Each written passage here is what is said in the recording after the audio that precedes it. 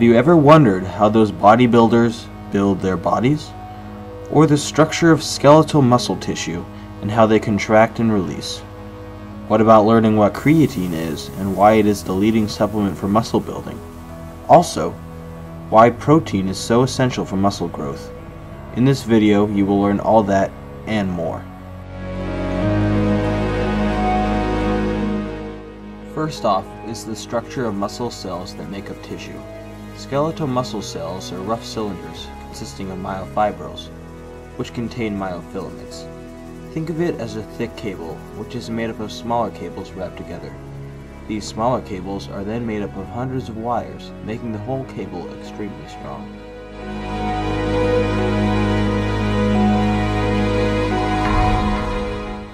There are two different types of myofilaments, thick and thin. Thick myofilaments are called myosin, while thin are called actin. These two proteins make up the sarcomere, which is what makes the muscle contract, allowing us to move, flex, and pick up objects. In this picture, the thin myofilaments, or actin, are shown in blue, while the thick myofilaments, myosin, are shown in red. The H zone is the area between each actin protein, and when contracted, completely disappears. The A band is the length of each myosin, while the I band is the spaces between each. Now onto contraction. A basic overview of muscle fiber contracting is when supplied adenosine triphosphate is broken down as cross bridges pull the actin towards the center of the sarcomere. This is much like pulling on a rope and taking the rope in a little bit at a time.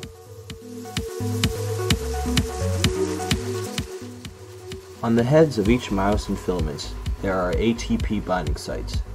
Here, ATP is hydrolyzed to form ADP and P. The myosin heads then attach to an actin binding site, which is called a cross bridge. The ADP and P is then released, and the cross bridges bend sharply, which is called a power stroke.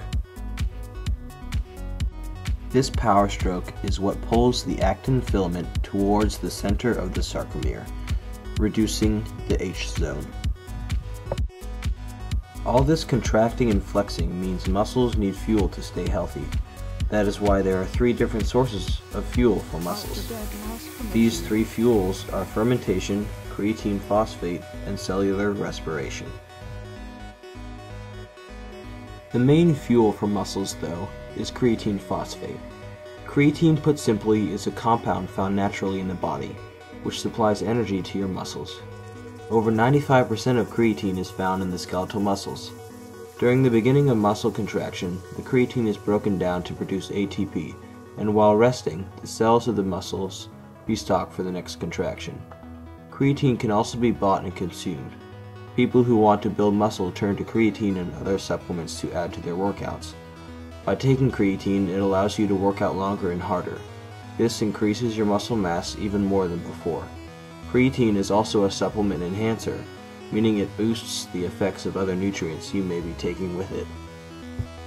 But creatine is a very complicated supplement to take. The average serving size is 5 grams a day, which requires you to drink 120 ounces of water per serving.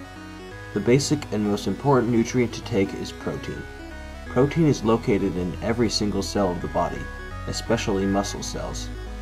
Protein is used to repair and form new cells, which then produce enzymes and hormones. The average physical active human should be consuming 2 grams of protein per pound.